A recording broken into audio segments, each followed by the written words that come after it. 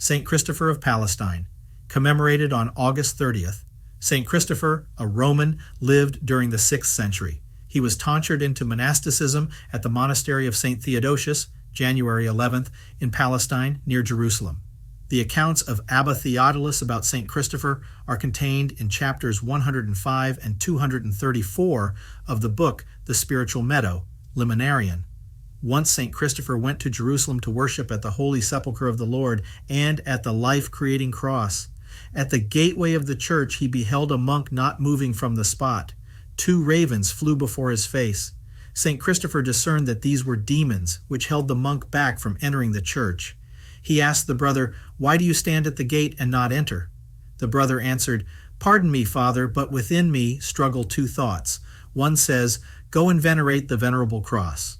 The other says, 'Don't go in, make some excuse, and come to venerate the cross another time.'" Then St. Christopher took the brother by the hand and led him into the church. The ravens immediately disappeared, and the brother venerated the cross and the Holy Sepulchre.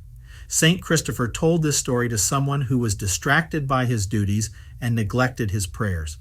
By day, St. Christopher fulfilled his monastic obedience, and by night he retired to a cave where at an earlier time St. Theodosius and other fathers had prayed.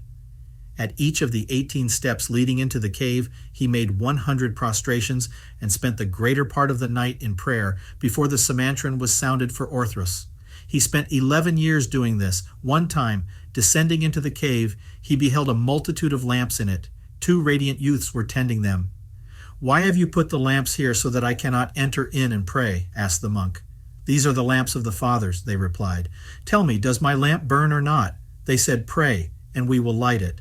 "Pray?" he said. "What have I been doing up to now?" Then the saint said to himself, "Christopher, if you wish to be saved, greater effort is needed." At dawn he went from the monastery to Mount Sinai, taking nothing with him. The monk toiled there for 50 years at great exploits. Finally he heard a voice saying, "Christopher, go to the monastery where you struggled earlier, so that you might rest there with your fathers."